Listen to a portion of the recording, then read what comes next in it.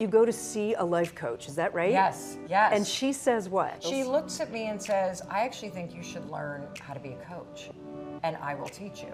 Wait, she saw that in you. She was like, you can do this. Well, I think I have this ability to really spot the needle in the haystack.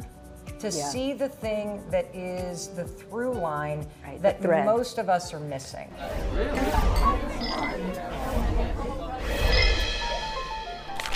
Mel Robbins. Hey! So great to see you. Oh my gosh. It's really good to see you. You are a best-selling book author. You've got the book called The Let Them Theory right now going crazy. You are a podcaster with millions of followers, right? You're like a superstar in the world of self-help. Oh. What is your drink? You're actually going to be the first person to drink this on camera. What is it? We are going to drink a protein drink called Pure Genius. I worked with an incredible scientific advisory board. I have been to the lab. I drove the formulation with medical doctors. I did the branding. 23 grams of complete protein in this shot. So what flavor is this? This is strawberry guava. Cheers. Here we go, Pure Genius.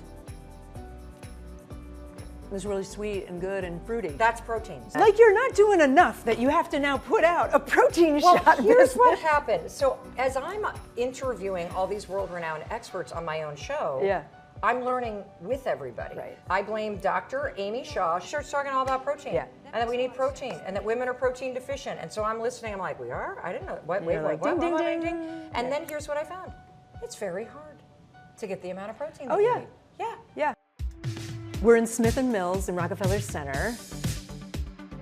The drink is always about how you got to where you are. Oh, well, this is amazing. So here's my biggest question. Yes. How did Mel Robbins become Mel Robbins?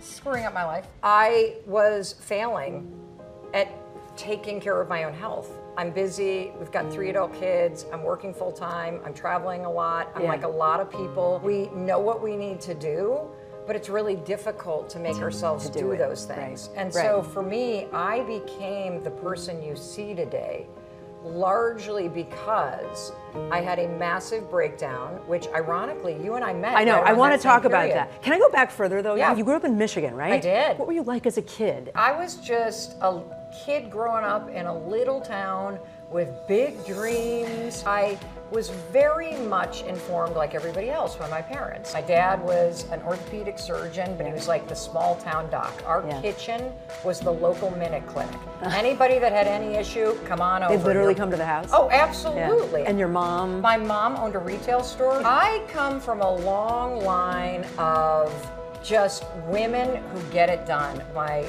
grandmother on my dad's side, they owned a bakery. So we're talking up at 4 o'clock in the morning. Somebody's got to make the cookies. Somebody's got to make the bread. My other grandmother was the matriarch of a big Angus cattle farm and produce operation outside of Buffalo, New York. That's what I saw. I saw people who really worked hard, people who took the time to say hello to their neighbors, took the time to volunteer in their community. Okay, so then you go to law school. Yes, I was a public defender here in New York City. Yeah. And that to me has the closest connection to what I do now. But why didn't you stay a public defender? Because my husband got into business school in Boston. I got a job working at a law firm. It seems like in those early years, you're doing a bunch of different things. You're in tech for a while. You're doing like all kinds of stuff, trying to figure it out. I'm trying to pay my bills, and I'm trying to figure it out. And you know, let's also just be honest with ourselves. Kind of the pursuit of passion, finding your purpose. That's not what normal people did 20 years ago. You had bills to pay. You had a mortgage. You just get a freaking job. You do what is right in front of you, and you figure it out. You go to see a life coach, is that right? Yes. And she says what? She looks at me and says, I actually think you should learn how to be a coach, and I will teach you. Wait, she saw that in you. She was like, you can do this. Well, I think I have this ability to really spot the needle in the haystack. To see the thing that is the through line that most of us are missing. I think you're absolutely right. That is your talent, for sure. Now I'm going to pour a little more. See, look at this. Oh. You just pour it right in your water. Okay. See, now I'm having protein water. I didn't even share this with you. I'm sorry. No, it's okay. Take it. Give it a little bit. Girl, you're falling short. That's on all your right. That's protein. okay. You're not sick. Look at that. We're I'm good. having. We're drinking 23 grams of I need it. protein right now. How easy is this?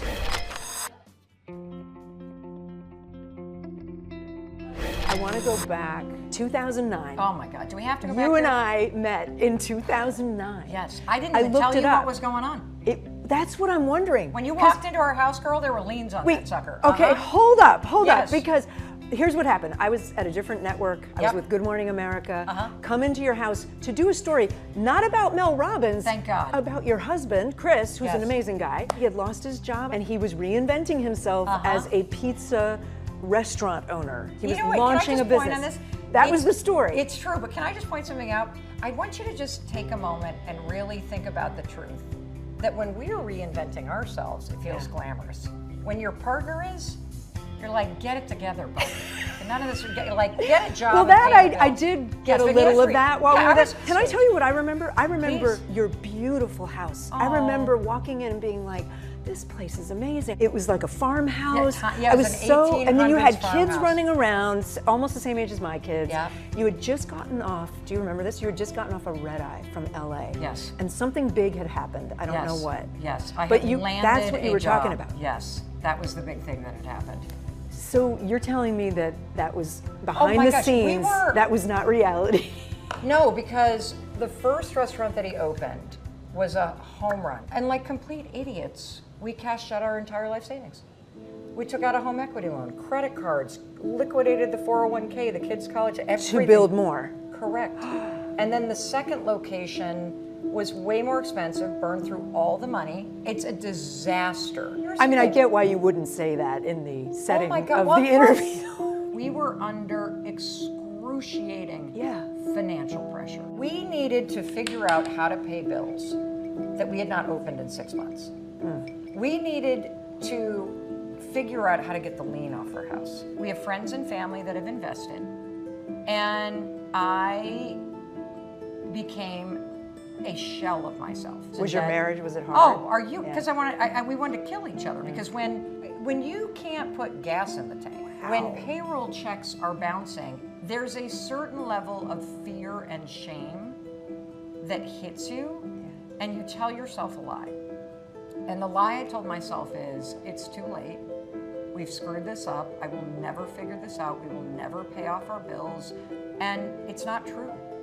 You can figure it out. And I was making the mistake of blaming Chris, of saying this is your fault. You never should have gone into the restaurant business. And the fact is, while life is unfair, and there are going to be a lot of things that happen to you in life, you always have to ask yourself, now what? Now what? Because no one's going to come and fix this stuff for you. So, to your question, how do you see the person today? How did I become this person? Honest to God, the answer is I taught myself during that period of my life to get out of bed on the mornings when I didn't feel like I could. You later write a book about this, right? The 5-second rule. It sounds like the dumbest thing, but there's no secret formula. There's no magic trick, there's no pill. It's hard work, but it begins with action. What happened is I was giving myself a pep talk, watching TV, and this rocket ship launched across the television screen, and I'm like, it's a sign from God. Like an ad or something? Yes. This is the dumbest story, but this is what happened. And I thought, that's it. I'm gonna launch myself out of bed like a rocket ship. I just started counting backwards, 5, 4, 3, 2, 1, just like NASA. Anytime I knew I needed to do something to push through the anxiety, the depression, the procrastination, the overwhelm, the very real problems and the very real things that Chris and I had done wrong that we could solve over time.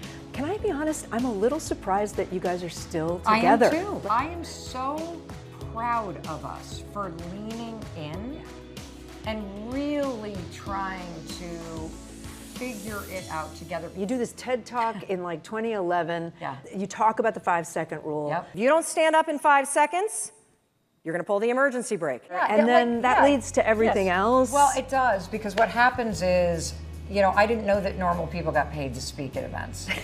And so it opened up a whole new avenue for me to be able to make money. You start the podcast in 2022. 3 years ago on my 54th birthday, on the floor of my bedroom closet. You're nominated for a Golden Globe. It's unbelievable. For your podcast. Yes. Yeah. I am so honored to be nominated by a global award, because the podcast is in 194 countries, at a moment when the world feels so overwhelming, to have a show like mine that has a simple mission of helping people create a better life, that's the highest compliment.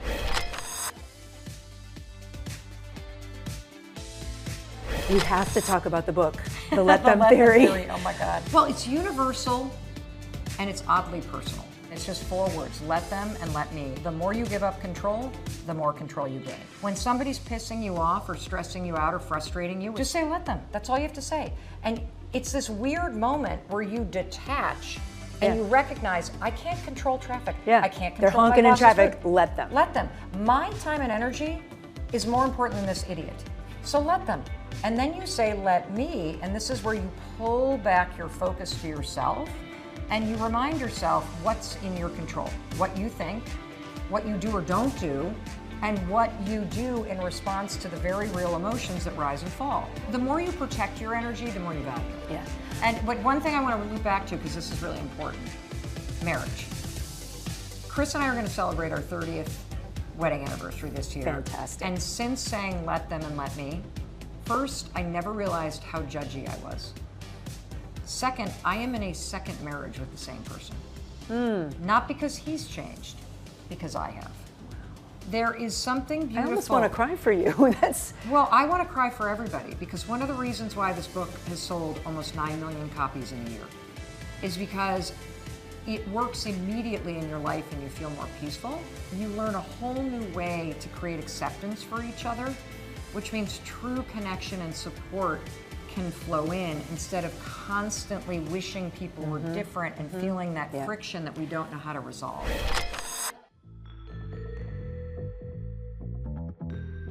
Rapid fire. Favorite podcast besides yours? Smartless. Me too.